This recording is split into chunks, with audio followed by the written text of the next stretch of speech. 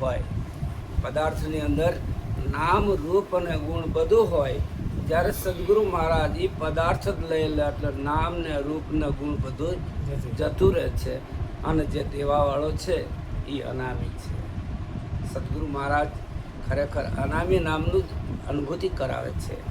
તો એ જન્મવું નથી, એ મળતું નથી, આવતું નથી, જાતું નથી, એને કોઈ ભાઈ બાપ ભાંડરું કશું છે નહીં.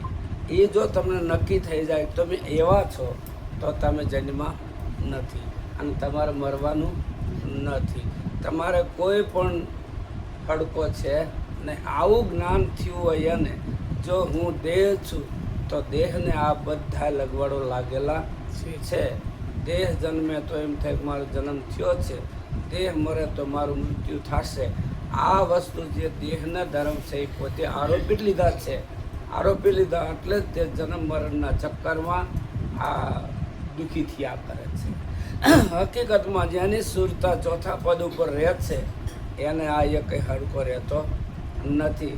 નિષ્કુળાનંદ થયા સહજાનંદ સ્વામી મહારાજના શિષ્યો એ પણ બોલ્યા છે, મેં હું આદિ અનાદિ આ તો સર્વ ઉપાધિ.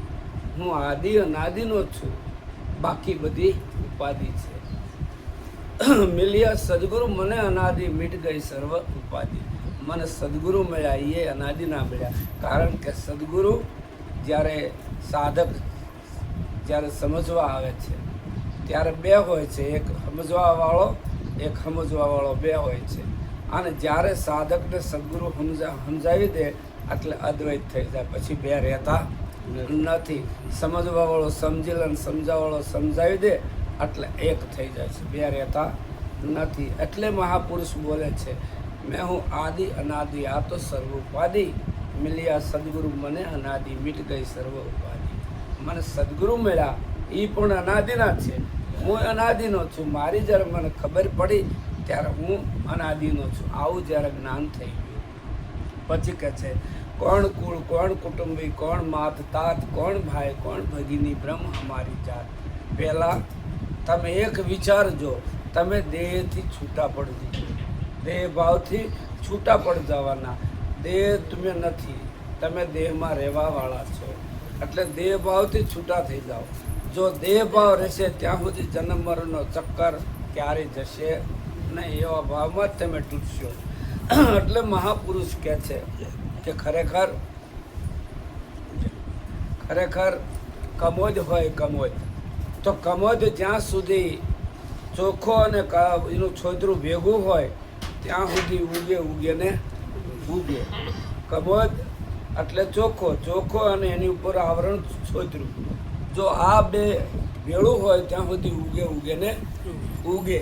પણ જ્યારે કમોદ સસરાય જાય, એક બાજુ છોતરા નીકળી જાય અને એક બાજુ ચોખ્ખો નીકળી જાય તો ખરેખર આ છોતરાને વાવો તો ઉગતું નથી અને ચોખાને વાવો તો ઉગતું નથી.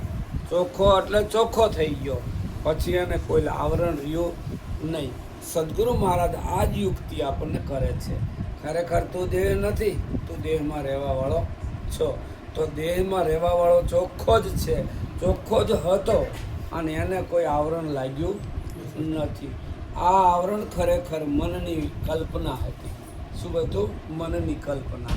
એટલે સદગુરુ મહારાજ આ આવરણ જ્યારે હટાવી દે છે એટલે આપણને આપણા નિજ સ્વરૂપનું જ્યારે જ્ઞાન થાય. એ જ મહાપુરુષો બોલ્યા છે કે મેં હું આદિ અનાદિ આ તો સર્વ ઉપાધિ. મિલ્યા સદગુરુ મને અનાદિ મીટ ગઈ સર્વ ઉપાધિ.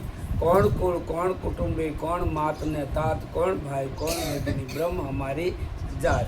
મારે આ જે અંદરિયો જે તન મન ધન અને શીશ દઈ દીધું દેવાવાળો રહ્યો એને કોઈ જાત હોય નહીં, એ અજાતિ છે. કેવું છે? અજાતિ. અને સ્વારામ સાહેબ પણ બોલ્યા છે, બ્રહ્મના હમ બાળકા બ્રહ્મ હમારી જાત બ્રહ્મય ઉપનન બ્રહ્મય સમાય. હું બ્રહ્મ છું, મારી જાત બ્રહ્મ છે, હું કોઈ કુંભાર નથી. કોઈ એને કીધું હતું કે બાપુ તમે કુંભાર છો, હું કુંભાર છું. તો બાપુ તરત કહે છે તમે કુંભાર હશો, હું કુંભાર નથી. તો બાપુને જ ખબર હતી કે પોતાના સ્વરૂપે જ નહીં બોલતા હતા કે હું કુંભાર નથી, હું તો બ્રહ્મ છું બ્રહ્માથી ઉપમો છું, બ્રહ્મા જ અમાવાનો છું, એમ મહાપુરુષ બોલ્યા છે. એટલે આ નિષ્કુળાનંદને જ્ઞાન થયું છે. એ પણ એમ જ બોલે છે કે કોણ કુળ, કોણ કુટુંબી, કોણ માતા, કોણ ભાઈ, કોણ ભગીની, બ્રહ્મ અમારી જાત. મારે માતા પિતા નથી, મારે કુટુંબ કબીલા કોઈ છે નહીં, મારે પત્ની નથી, છોકરા નથી, મારે આ વસ્તુ કંઈ લગાડ છે નહીં, મારી જાત બ્રહ્મ છે. એમની આપણે નિરાત મહારાજ પણ બોલે છે, હમ હે જોગી અલગ નાદી પાર બ્રહ્મ કી પારા, નામ રૂપ ગુણ નહીં મારે કબહુ ન ધરું અવતારા. હું પણ કોઈ દી આવતો જાતો નથી. આ જ્યારે પોતાના સ્વરૂપને જ્યારે નક્કી થાય છે એ મહાપુરુષો બધા બોલ્યા છે. અને આ જ જ્ઞાન આપણને પણ સદગુરુ મહારાજે કરાવે છે. જો આપણી સુરતા ઠેકાણે હોય તો આપણને ખબર પડે ખરેખર હું જન્મો નથી, મારું મૃત્યુ હોય નહીં, મારો કોઈ પુત્ર પરિવાર હોય નહીં. કારણ કે વિવેક દ્રષ્ટિમાં આ બધું છે, પણ આધ્યાત્મિક દ્રષ્ટિમાં આ કશું હોતું નથી. એટલે મહાપુરુષો કહે છે, રવિ સાહેબ પણ એક વખત એક ભજનની અંદર બોલે છે કે અબ નહીં મેં આવું, અબ નહીં જાઉં, અબ નહીં જરૂર ભૂલા જાના, રવિ સાહેબ ગુરુ ભાણ પ્રતાપે લખી દીધેલા પરવાના.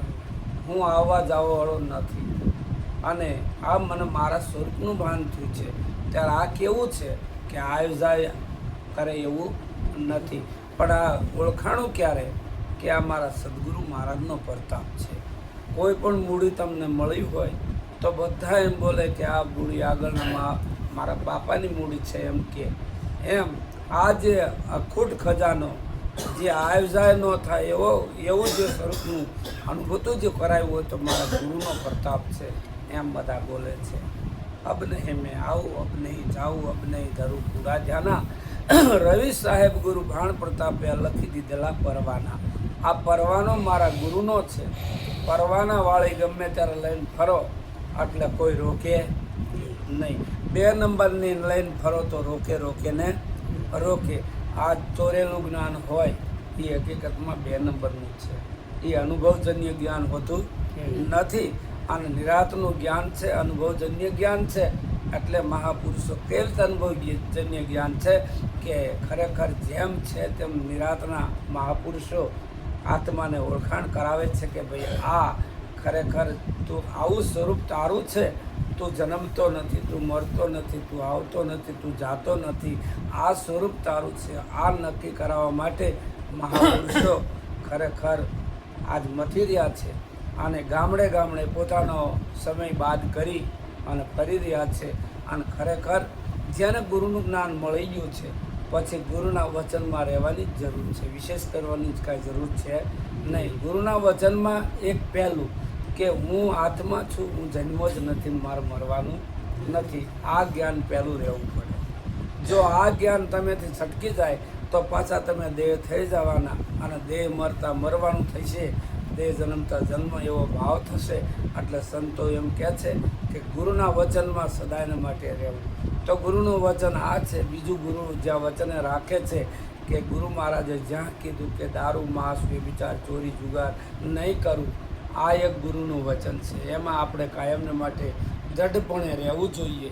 જો આ પણ દૃઢપણે ન રહીએ તોય પણ આપણને ગુરુનું જ્ઞાન જેમ સેમ બેઠું નથી. એટલે સંતો કહે છે કે ગુરુના ચરણે ગયા પછી જો ગુરુના વચનમાં ન રહેવી તો એ નુગરો છે. ગુરુના ચરણે ગયા અને ગુરુના વચનમાં ન રહીએ તો પણ નુગરો છે. એટલે મહાપુરુષો કહે છે કે ગુરુના વચનમાં સદાયને માટે આપણે રહેવું. કારણ કે ખરેખર મનુષ્ય દેહ આપણને મળ્યો છે તો મનુષ્ય દેહની અંદર સાચા ખોટાનો જ એક નક્કી કરવાનું છે. તો સાચું એટલે સદાય 3 કાળે જે સાચું હોય એને સાચું કહેવાય. ખોટું એટલે 3 કાળે ક્યારે ખોટું સાચું ન થાય એને નક્કી કરવાનું. તો દેહ અસત્ય છે અને આમાં રહેવાવાળો આત્મા સત્ય છે. દેહ ખરેખર ખંડિત છે અને આત્મા ખંડિત છે નહીં. અને દેહથી બનેલી માયા ખંડિત છે અથવા પરમાત્મા આપેલી માયા ખંડિત છે અને ખરેખર પરમાત્મા ખંડિત નથી, અખંડ છે. એટલે મહાપુરુષો કહે છે કે ખંડિત ઉપરથી સુરતા તમે હટાવો અને અખંડે સુરતા લગાડી દો. જો ખંડિત ઉપરથી સુરતા નહીં હટે તો તમે ક્યારેય બ્રહ્મનું જ્ઞાન થશે નહીં. કારણ કે જગતની અંદર આ બધાના જીવો બનાવેલી જે માયા છે પરમાત્માએ, એ માયામાં બધા રાજી છે. માયા ભૂલતા નથી અને બ્રહ્મનું જ્ઞાન થતું નથી. ખરેખર માયાને ભૂલવા જેવી વસ્તુ જ છે. રહેવાનું છે એની ભેગું, પણ ભૂલી જવાનું છે કે આ પરિવર્તનશીલ છે.